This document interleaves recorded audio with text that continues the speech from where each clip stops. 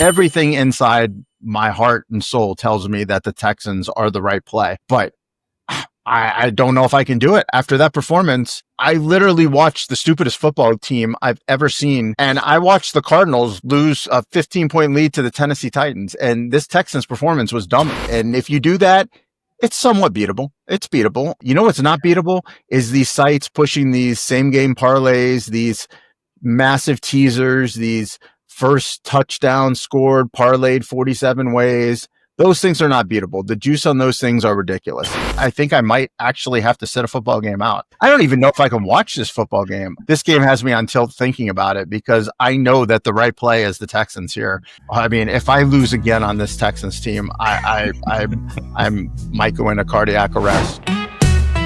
Gamble up, take the risk, roll the dice. Strategy and guts gonna change your life. Poker chips and parlays, the games are set. Adam and ODB, you ain't seen nothing yet. All right, Gamble Up episode 10 is off and running. It is October 21st, 2025. I'm your host, Dave Schwartz, alongside producer extraordinaire Roscoe P. Coltrane. Back goes a Rosarina. She's gone. Yeah, baby. Springer puts the Blue Jays on top. We go into the World Series, and I have internet, so it's a great day for both. And of course, co-host extraordinaire David Baker. How are you, sir? So you're claiming the Blue Jays when Seattle was your team? I thought Seattle was your city. No. You can literally throw a baseball to Seattle, and you couldn't get to Toronto in a full day drive. How is Toronto your team? I just drove to Toronto. It took me 5 days. Toronto is my team because growing up in Canada, we have a national sports network, and as a kid, you get the Blue Jays. You don't get the Mariners. We got the Mariners on cable, but you get Blue Jays talked about constantly on panel shows, breakdown of all the games, the lineups, everything. So I've been a Blue Jays fan since I was a young boy. So, well, I've been a Mariners fan for 2 months, so that was tough for me. I had one baseball future bet this year, and it was Mariners to win the World Series at 16-1. So wow. Yeah, I was sitting pretty, and I when they were up 2-0, I was like, I need to bet them not to win the World Series. Oh, nice. And I just didn't go down and do it. I didn't have any money available in my account. And so I was like, I got to go down. And I was like, we'll just let it go one more. And yeah, that was a rough beat. That was a rough one. You're a pretty big favorite there in the 7th inning last night. But shit happens. Sports happens. And let's go. We're going to roll through those pesky Dodgers somehow or another. I don't know how, but it should be a good series. A lot of fun. Let's move on to, we're here to talk about some football. There's a little bit of poker stuff we could talk about. Maybe we'll wait. Maybe for upcoming weeks. But last night, as I was watching these Blue Jays beat the Mariners, you were watching, and I was too. I was watching kind of both games because I am a Seahawks fan, because that's the only team we have in Canada. Texans at the Seahawks. And to say this game was an embarrassment to football is probably not even doing it justice. It was horrendous. It was like watching a CFL game. Like, I can't watch the CFL because it's sandlot football. They get in the huddle. You go long, you do an out. I mean, it's basically what they do in the CFL. And watching the Texans last night, I don't know that it was much different.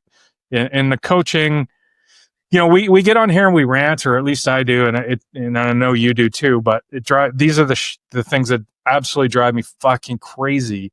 Is that these coaches make absolutely the dumbest decisions that you can make. And I asked you last week, how hard is it to be an NFL coach? And I just don't know that. D'Amico Ryans is an NFL coach because he completely fucked that game last night, and watching him do it, and that's fine because I'm a Seahawks fan, but it's just so infuriating no matter who's doing it. You must have been on super tilt the whole game. Well, we kind of had the idea for this podcast. I've had the idea for doing a show for the last couple years. Every once in a while, I'll just start tilt tweeting, and last night was one of those games.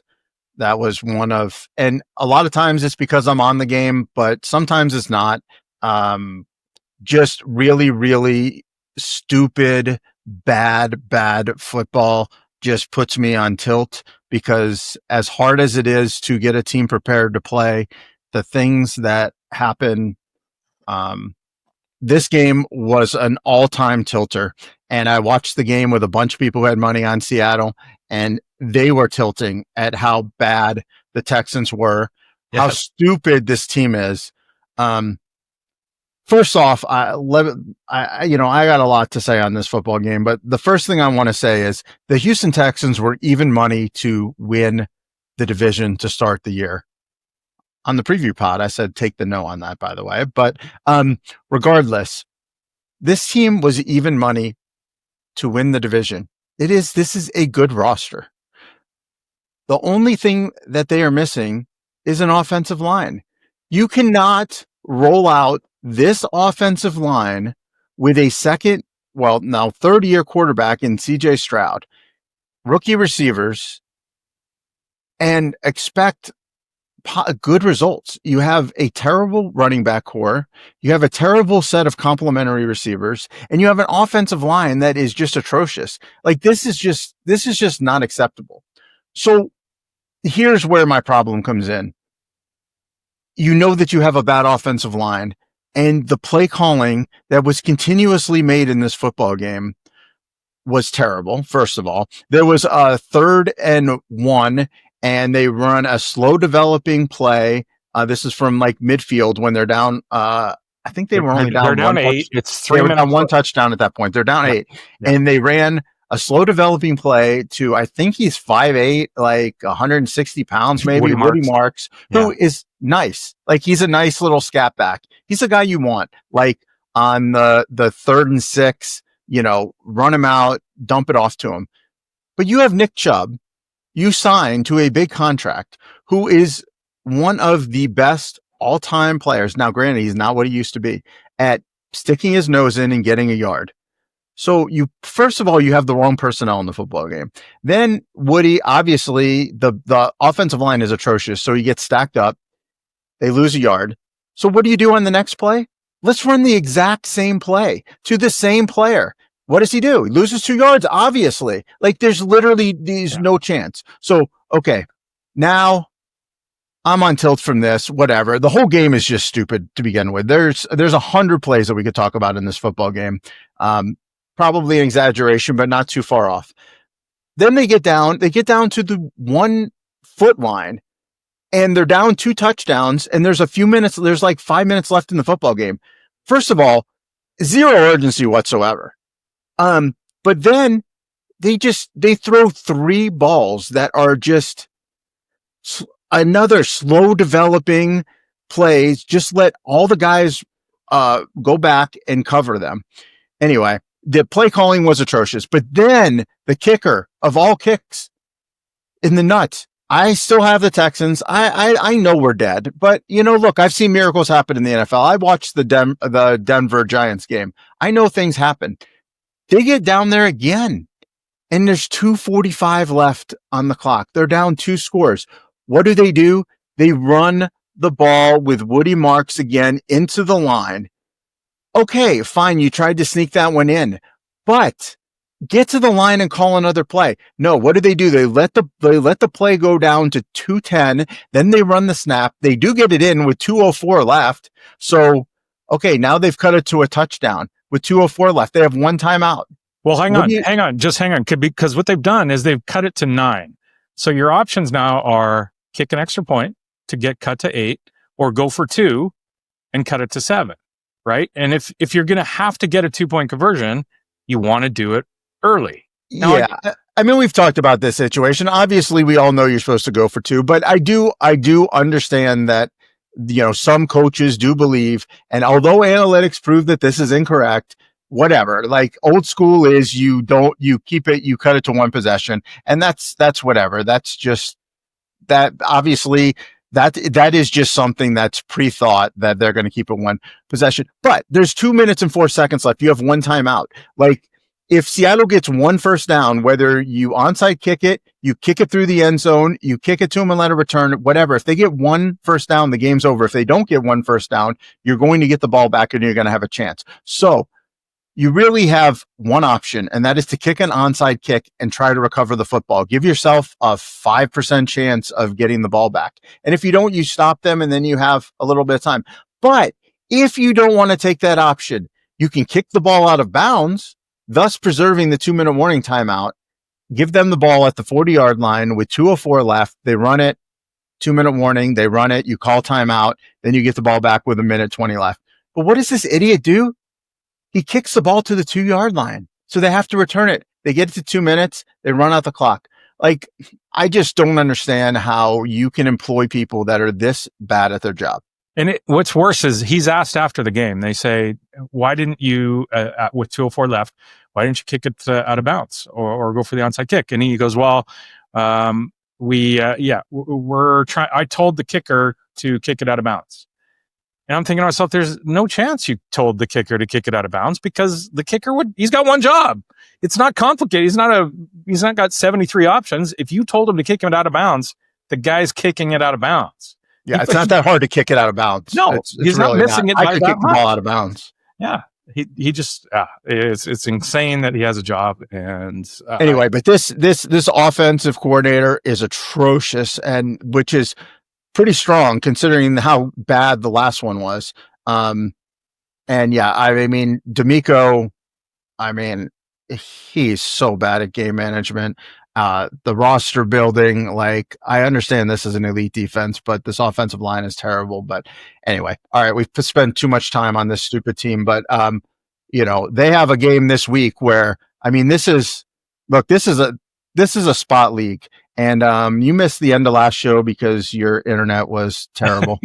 Yeah. But, the last pick I gave, one of my picks of the week, was the Niners to beat the Falcons last week because the Niners did not look very good in a national spotlight game against the Bucs, and the Falcons looked amazing on a national spotlight game where they beat the Bills. It's just a perfect spot to take the Niners. Well, this week we have another spot game, and it is the Houston Texans, who look as bad as an organization can look on national television for everybody to see.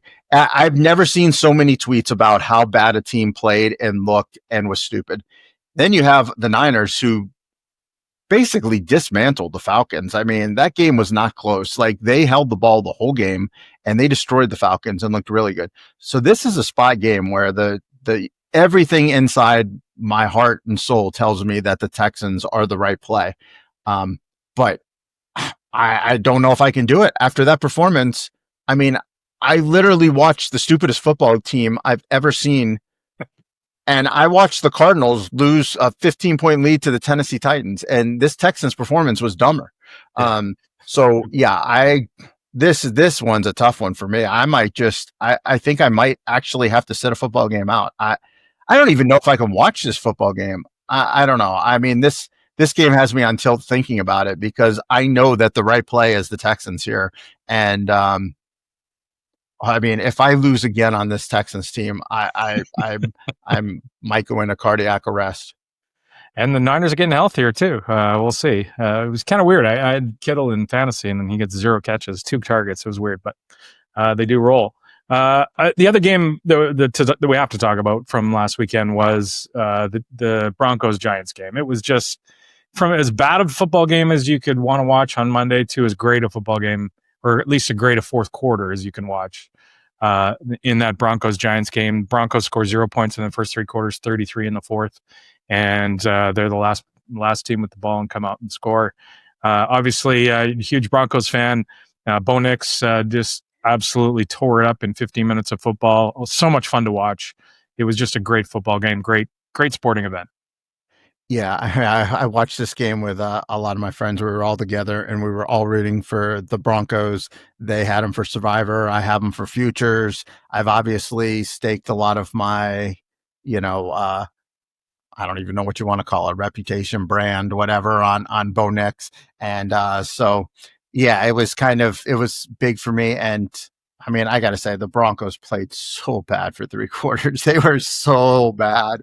And I was just like, I mean, here we go. Like, my mentions are going to be through the roof. Obviously, like, it's nice to interact with people and all this stuff, but when you're just getting it, nonstop, and I really have no defense. I mean, Bo Nix was terrible. The Broncos were terrible. The offensive line was not good. The defense wasn't good. Nothing was good. And then all of a sudden, for this game to get turned on its head, and Bo Nix wasn't perfect, but man, that dude is a gamer, and I love it. I mean, I love it. I love his grit. I love his no quit. They came back from 14 down to the Eagles on the road. They stunk it up versus the Jets, but found a way to win. And then for him just to come back in this game, and yes, it got aided by a horrible play by Jackson Dart, but yeah, it was fun. It was fun for me as a Broncos fan. I will say, and shout out to my friend Craig Chait, who's been saying this for a while. And I mean, I agree. And this game, and actually the Texans game, really just brought to the forefront is we do have an officiating problem on our hands in this league. The officiating is so bad and so inconsistent. Look, I wanted the Broncos to win. I try to look at most officiating things through a neutral eye, but I mean, come on. The key plays in this game, the late hit on Jackson Dart was absolutely insane, and they didn't even talk about it. The guy was ruled to have a first down where he was a clear yard short, and he didn't get hit. Like, the game was supposed to be over there. That being said, they gave it to him. They got it fine. They got him in 3rd and 10, and he throws a pass. Jackson Dart throws a pass down the sidelines, and I think it was Riley Lake. I'm not positive. Riley Moss, I mean, and I'm pretty sure it was him, but it might not have actually. But he played perfect coverage on the receiver, absolutely perfect. Did not touch him. Ran back with him, stride for stride. Turn around, plays the football, and they call PI. I mean, that was just essentially just giving the game to the Giants. Now, like I tweeted, ball don't lie. That was based on that call. But, look, you always sound like you're just whining when you say that the officiating and whatnot. But I mean, there is a officiating crisis on our hands in the NFL because what they're calling and what they're not calling. We saw it last night too. CJ gets absolutely planted 2 steps after, he gets rid of it. They called holding on the guy next to him, but not the guy who plants CJ. On 4th and 1, that Leonard Williams clearly jumps off sides for Seattle, and they don't throw the flag. Like, literally everybody saw it in the whole stadium. There's an officiating crisis on the tush pushes. We've seen the tush pushes with all kinds of penalties. Yeah, there. I mean, this league, I don't understand how they continue to just have this bad officiating. Obviously, like, the replay part of the penalty stuff didn't work. But I mean, maybe like just have Pereira or Blandino in the thing can just, buzz down or something. I mean, it's just bad. It's just really bad. It's ruining the product, to be honest. One game we don't have to talk about is a Ravens game because they had a bye. They didn't have to suffer another loss. They're 1-5, but you saw fit to take some shots at them in some futures this week. Look, I've talked about the Ravens since the beginning of the season, and it was time to put my money where my mouth is. I said early it was too early at 6-1. I just couldn't do it. I couldn't get there because it's too short a price. It's the NFL season. A lot of stuff can happen. Well, everything happened bad, and now you can get them at 25-1. The path is there. The AFC is not super deep. The schedule is really weak. If things hold the form and the Ravens win this week as a touchdown favorite at home, and if the Steelers lose as 3-point underdogs, the Ravens are going to be at 2 points. Are going to be 2 games back in the loss column, and they get to play the Steelers twice. So you're getting 25-1. They've removed the ping pong table, the video game consoles, and the basketball hoop. They're ready to lock in.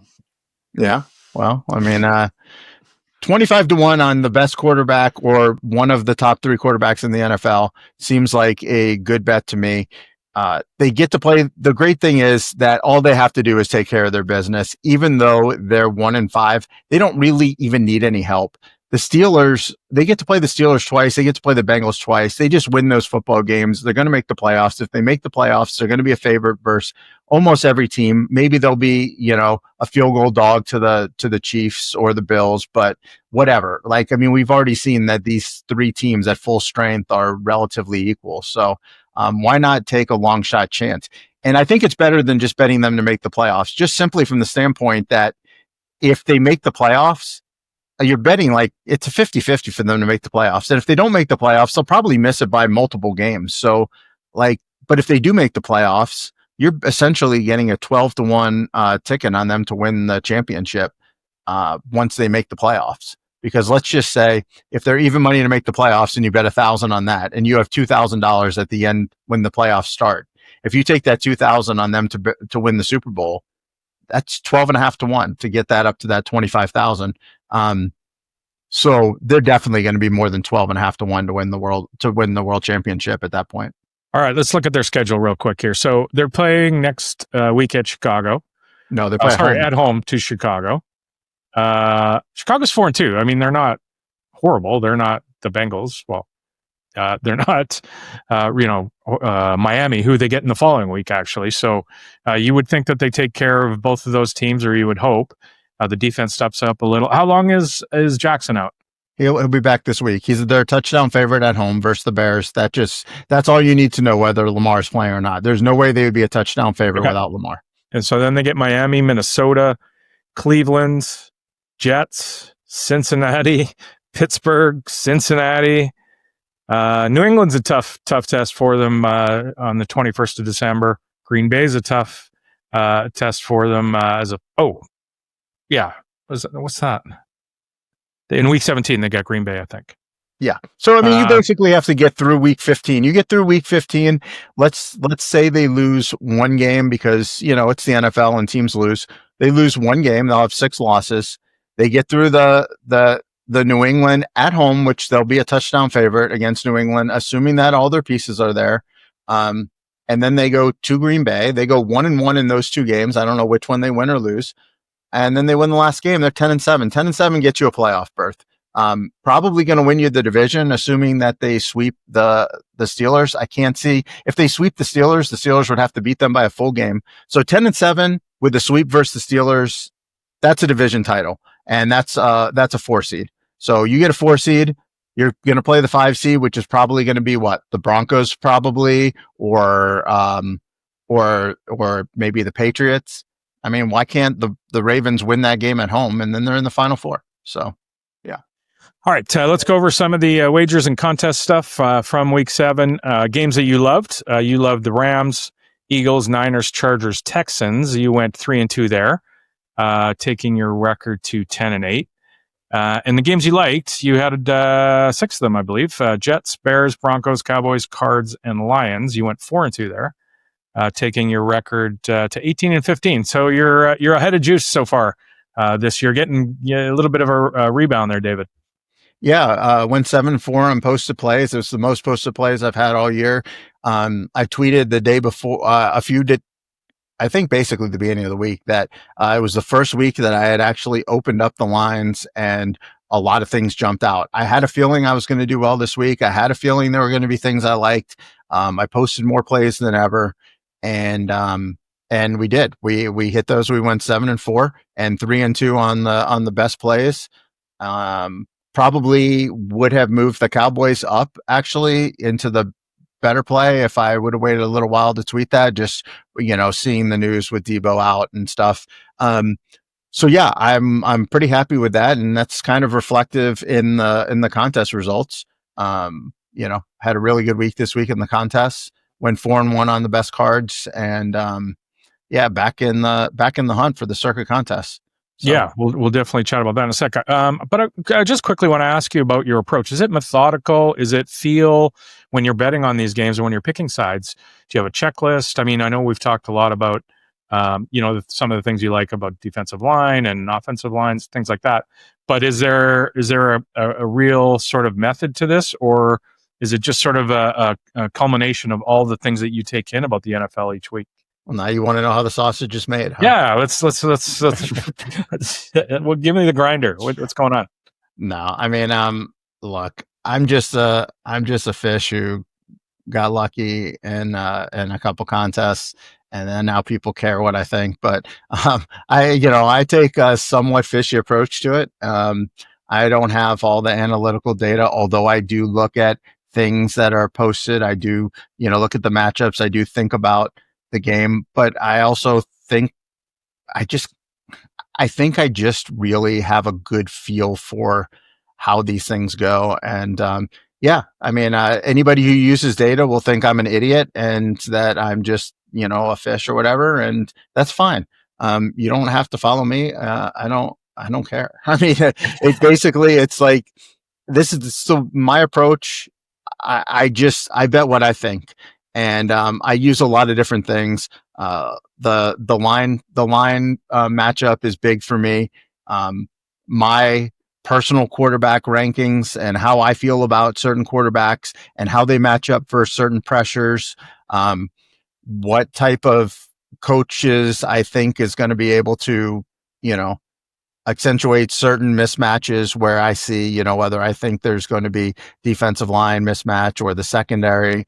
I kind of put a bunch of just things into my own personal metric, and then I just kind of spit out where I think it's going to go. I look at things like, I know how hard it is for teams to play consistently well or consistently bad. Occasionally I'll look for spots. I'm not a huge spot player, but like I said, last week, one spot just jumped out to me, the Niners. I played it. So it's just a little bit of everything. I'm a classic, fish who kind of also does understand the game and then does sprinkle in some things. I follow smart people and I look at smart accounts and things like that. And I kind of glean from it the things that I think. But I think that's the thing that's so cool about the NFL is we all think that we know something, and some of us know more than others. And I know that I don't know as much as a lot of people, but I trust my eyes, I trust my instincts, and I trust my process for how I rate and value each skill set. And then I kind of just go from there. Do you think the NFL is beatable over a long term? If you're paying full juice now, probably not. You have to get, multiple accounts. You have to, I think the best way, honestly, is just to find people who you can bet with juice free. If you have a network and if you're a reputable person and you have friends and you leave the basement, you can have an network and you can basically just send out to multiple people. These are the sides that I like. If you like any of the other sides, just, let me know. We'll meet in the middle on the juice. I always pick a common spot for the line. With a lot of people, I use Pinnacle. Some people I use Circa. I just try to find one, and then we just use that certain book each time. So nobody's getting the best of it. That's just kind of how I go about it. And if you do that, it's somewhat beatable. It's beatable. But even if it's not beatable, if you're having fun with it and you're doing it within your means, then have fun with it. What's not beatable is these sites pushing these same game parlays, these massive teasers, these first touchdown scored parlayed 47 ways. Those things are not beatable. The juice on those things are ridiculous. Futures, if you're going to the same book every time and you're not shopping futures, not beatable. There's already a ton of juice baked into those futures. I booked a 25-1, but you know what I didn't do is booked a 20-1 that I found at the first three sites I looked at. I went and I found 25-1, and then I went down to that casino and I booked it. That's kind of, if you do those things, you can mitigate the edge somewhat where you can have fun and turn it into a break-even hobby. You know what else isn't beatable? When you hedge off parlays. And I'm in a group chat and sports chat with a bunch of my buddies, and they post their bets, and constantly you'll get a one leg left on a parlay, and they're like, should I cash out? I'm like, no, you shouldn't cash out. You shouldn't have bet. You should have bet half the money that you bet if you're going to cash this out. Like, don't ever pay juice twice on the same bet. Like, it tilts me to no end. Yeah, I tell my friends who are less knowledgeable than your friends for sure, don't bet the things that the sports book is advertising to you. That will have the most juice. Right, exactly. Yeah. When you're getting Stephen A's parlay of the week, I mean, that's just never good. But yeah, what you're saying with that is, like, if you're going to do a 5-team parlay and you're going to leave the last leg on the Monday night so that you can hedge off, just make it a 4-team parlay. Exactly. And then just take a piece of the win and bet it on the 5th team. And then you'll just have a bigger than normal bet, and just pretend that it's a parlay and that you cashed out 2/3 of it and bet 1/3 of it on the thing that you wanted to bet. There's absolutely no reason for you to be parlaying a bunch of things. All a parlay is it's taking a bet, and if it wins, you're taking all the money that you win and you're rolling it into the next bet. And then if that wins, you're taking all that money and rolling it into the next bet. And if you do that 10 times, would you ever just essentially bet all that on to 150-50? Like, let's say you bet $100 parlay and it's going to pay 20,000. And you get to the end and you're in a coin flip. Would you ever bet 10,000 on that to win 20,000? Probably not. So just end up betting, bet them individually, or bet them and parlay them up to that certain point. And then when you just bet 3,000 on it, and then you either win 7 or win 13. Like, you don't have to go for the full 20 in that spot. I saw an interesting tweet from John Mahaffey, and he said, he noticed that Circa has the Carolina Panthers 200-1 to win the NFC and 500-1 to win the Super Bowl. Has there ever been a team with a winning record near the middle of the season, one game out of first in their division, without a loss in it, with such long odds? Interesting take. I don't know. Doesn't seem high enough for me, honestly. I mean, I was somebody who kind of had a little belief in the Panthers, but I mean, I guess Baker could go down, and there's so many injuries on Tampa. Yeah. Like, there's a chance, but I mean, I don't know. I mean, that's kind of fool's gold. The thing is, the NFC is so damn deep. Like, when you look at the AFC, if somebody wanted to get hot, like, I mean, I don't think the Jags are very good, but like, hey, they could potentially get hot, and they don't have to beat out a lot of teams. When you're looking at the NFC right now, you have the Chicago Bears at 4-2, currently not in the playoffs. You have the Commanders, who are probably not even going to get there now. They're 3-4, but by all assertions, were a good team entering the season. You have the Cowboys, who are a pretty good team. They're not going to make the playoffs. You have all these teams that are not going to make the playoffs. The Falcons, probably aren't going to make the playoffs. That's the thing. Like, for the Panthers to win, like, it's not like in the AFC where just a couple teams can go down. The NFC is so deep. Other than the Giants and Saints, there's no, and the Cardinals, like, that's 3 teams. So 13 teams can make the playoffs out of the 16 teams. So it's a kind of a big stretch to think that the Carolina Panthers actually have a legitimate path to do anything. That NFC West is fascinating. 3 teams now at 5-2. That's going to be fun to watch develop as we go to get later in the season. You mentioned the Circa Millions earlier. You have a team now after going 4-1 this week at 21-14 in the year long. And you are 6 games back of first. There's 2 teams at 27-8, and 1 team at 26-9. So really third. I don't know how the prize pool breaks down, but third place is currently 1 team at 25-10. So really so basically, like, what, 24-11 is so we're like 3 games out of being in the top 10, maybe. That's always the way that I look at it, is how many games to get in the top 10, because when you get close, when you get in the top 10, like, now you just don't need a lot of things to happen. I mean, essentially, I could kind of find spots to go on opposite. I can kind of, you let me see what somebody bet or picked for the first 15 weeks. I can have a pretty good guess on the 8 games or the 8 teams that they're probably going to choose for 5 of them. And if I want to kind of go against them, I can kind of do that. So yeah, and you're just fading like a couple people having bad weeks to be right in it. So yeah, feeling good now. We had struggled, had a rough start, had some games that really didn't bounce our way. On some coin flips on which games to take or put in certain cards and didn't make the big card or whatever. So to actually be in there now, knowing that if we can go 8-2 in these next 2 weeks, that we could probably be within like 3 or 4 games out of probably like 1 to 2 games out of the top 10 if we can go 8-2, I would think. So kind of nice and fun to be in it again. Yeah, in the second quarter, you have 3 teams at 10-5, which is on the leaderboard. I don't know if you've looked at the leaderboard, but you're on the leaderboard. So that's kind of cool if you can have a big couple of weeks here to get you back into both of those. For sure.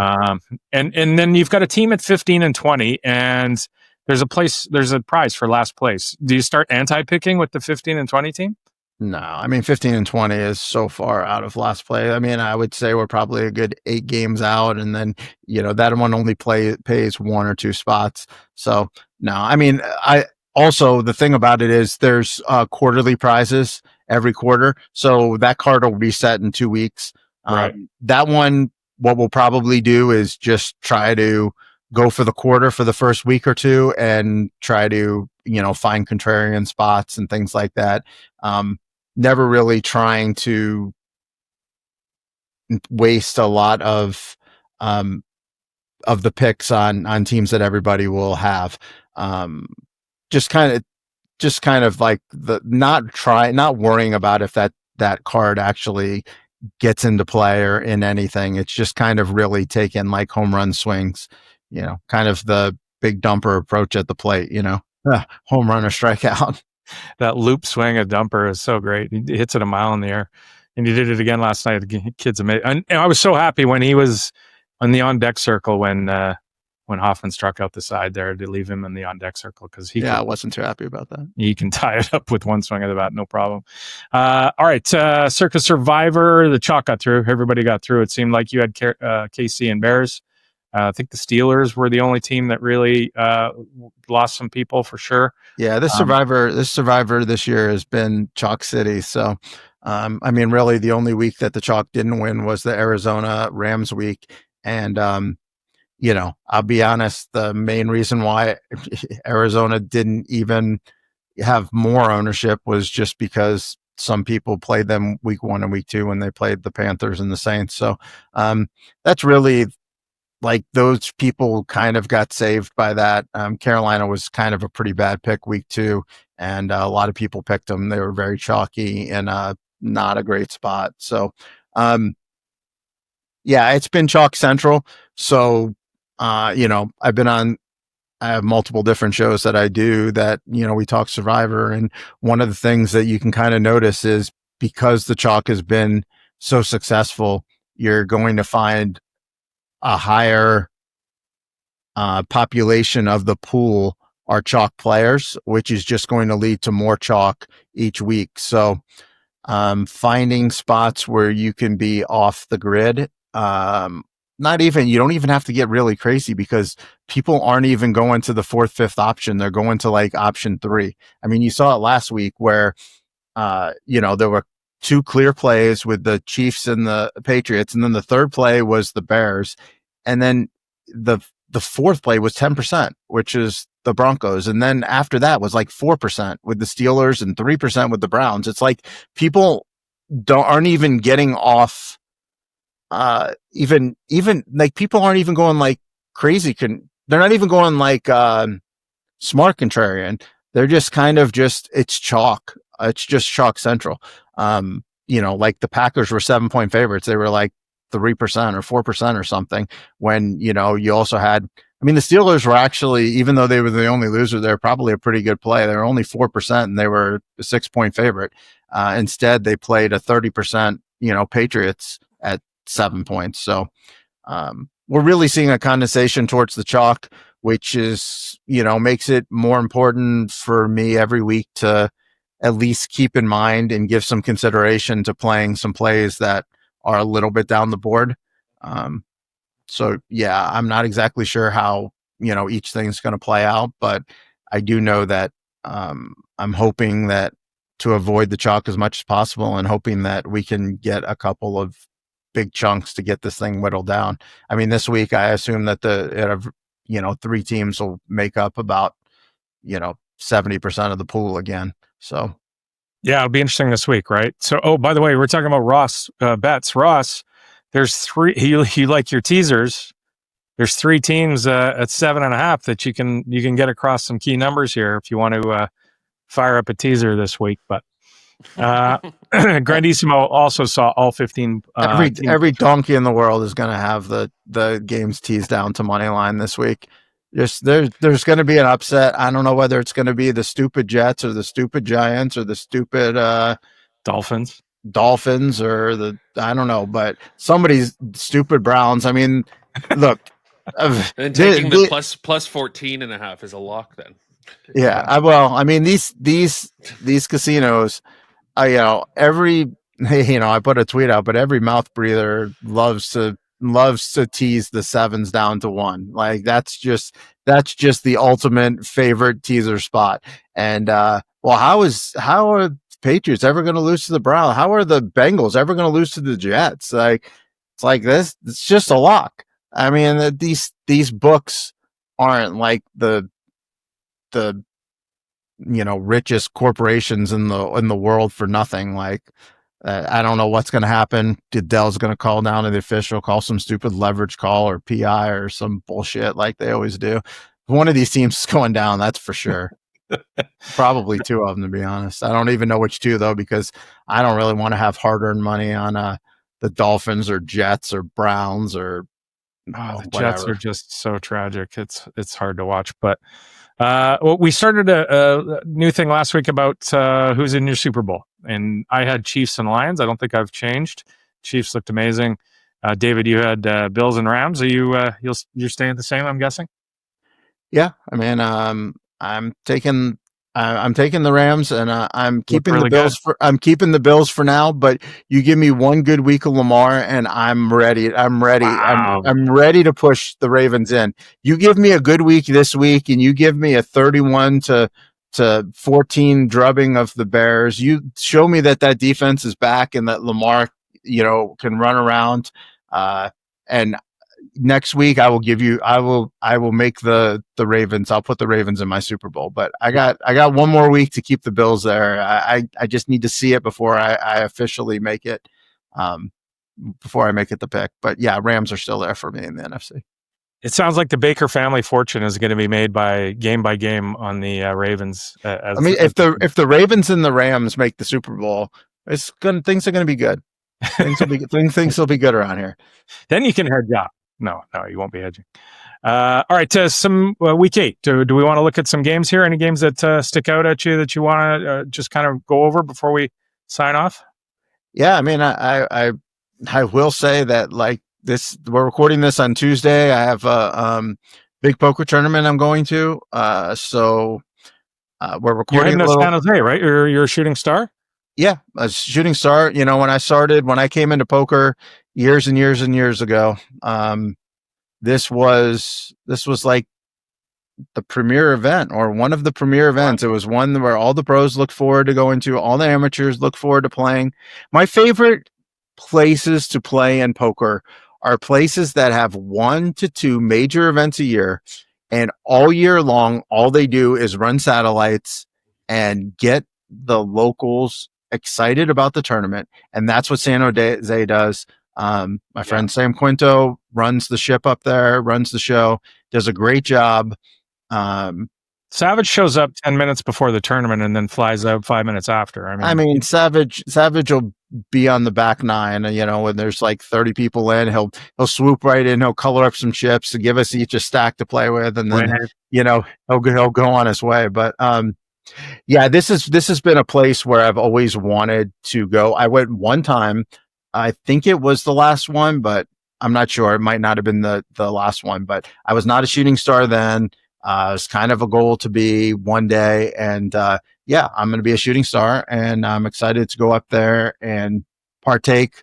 I played a tournament there a year and a half ago, and it was one of the best events I played in my life. Honestly, it was fantastic. Like, well run. They start the tournaments at 9:15 in the morning, which the main event's starting at 10. They're starting a little bit later for the main, which is great. I'm a kind of an old man now, and I don't really sleep.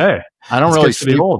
Yeah, I don't really sleep well in hotel rooms. I don't sleep well anywhere, but especially not hotel rooms. So yeah, just get up, walk across the street, play. I think they quit at like 6 or 7, and go have dinner. And yeah, it's exciting. So yeah, I'm excited for that. So we're recording this on Tuesday. So not as much information out there. I will say that I love to give my first takes on games. And when I looked this week, I was like, man, I don't know where to go. Like, this is a very tough slate.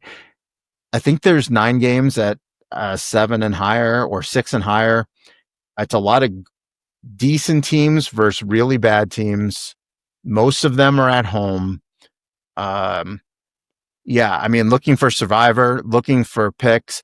I mean, I'm kind of like a lot of, like I said, the mouth breathers out there that just want to tease the games. Like, I mean, I'm not going to do it because I'm not, like, teasing's not my thing. I have to find spots to play, but I know some of these teams are gonna be in the game, and I'm gonna feel stupid for taking the favorites. But sure enough, some of these idiot teams like the Dolphins are just gonna get rolled 31-6, and it's gonna be like, oh, that was obvious. So yeah, I mean, that would kind of be one that I would lean to. This Dolphins team does look like they have absolutely quit on McDaniel. So yeah, I'm not that worried about Penix and his injury because in Kirk we trust. I think Cousins just as good or probably better than Penix, to be honest. And the Falcons looked as bad as possible. So there's not really a thought that they're going to look past this Dolphins team. So they might just put the Dolphins out of their misery. That would be one where I would kind of look at. Very excited to watch this Thursday night game. The Chargers and Vikings, 2 teams that are just like, what do we do with? Like, they look good at times. They look awful at times. Well, you mentioned the offensive lines, and the Chargers' offensive line is decimated. Like, just beyond. But the Vikings' offensive line is as bad as it gets too. So we're just going to throw the ball. Neither team can run the ball. They're just going to heave it. Yeah, so it's going to be a very interesting game. It's kind of like whatever team does get your quarterback to make mistakes. The thing is, one of the sides has Justin Herbert throwing the ball, and one of them has Carson Wentz. I was going to say that. I saw a compilation of small discrepancy there from last week. So I don't know. But that being said, Flores has his defense playing well, and I don't know what this Chargers defense is. That was absolute embarrassment against the Colts, which may just turn into a spot play again. Like, the team that looked the worst, the units kind of come back. I think Jesse Minter is the defensive coordinator, and I think he was, highly sought after as like, maybe the next head coach in waiting somewhere. So yeah, I don't know. Maybe they can turn it around.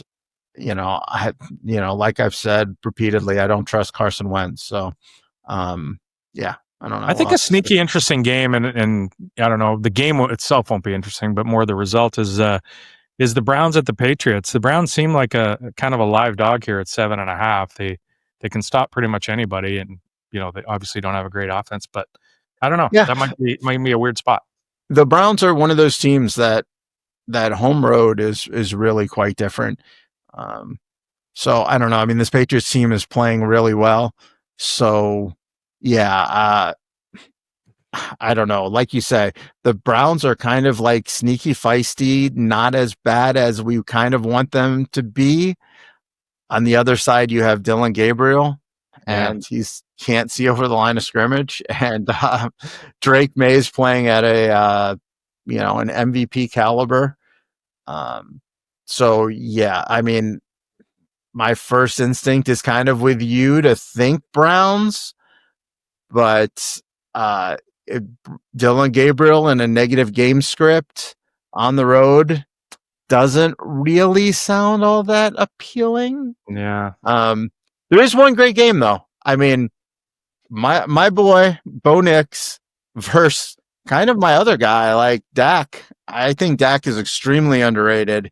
You know, on the preview Their show, offense. what did I say? I said the Cowboys were fantasy's cheat code. That was what I said, episode 1 that we ran on this show, and it is bearing out to be true. Dak, CD, Pickens, just and then anybody playing Dallas is a cheat code. Exactly. Then that's the thing. So yeah, I give my boy has a soft defense. He gets to play against off of that win. Yeah, this is a pretty big game for the Broncos. This is a game that, like, let's see if you're for real. You just squeaked out 2 games versus the New York teams, and you want to be in the conversation. You want to be talked about with the Chiefs and the Bills and the Ravens. You want to be that upstart team, but let's see it versus a real team. Let's see it versus a real offense, and let's take care of business at home. So this to me is the game of the week. I assume it's going to have Brady or Romo, whichever network has it, and I'm excited to watch that one. That one for sure.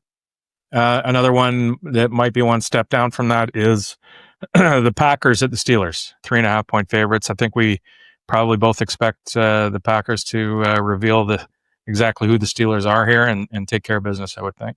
2 teams I don't think are as good as the market does. I've been a little negative on the Packers. Steelers, I have made no secret that I don't think they're very good. Rodgers has done a few things that have been a little more impressive. But yeah, in general, I think Packers just go in there and do it.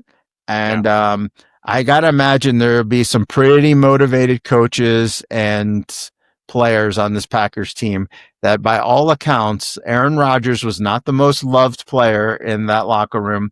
I don't know how many holdovers they have from that team. But we know LaFleur was there, and I'm gonna guess that there's gonna be some extra motivation. On the flip side, Rodgers is gonna have it too. He's gonna be in full FU mode. Pretty good game there. Assuming that the Ravens take care of business, I'll actually be rooting very heavily for the Packers. I think the Ravens clearly move into the catbird seat for winning that division. And if it goes Ravens, Packers, money line parlay this week.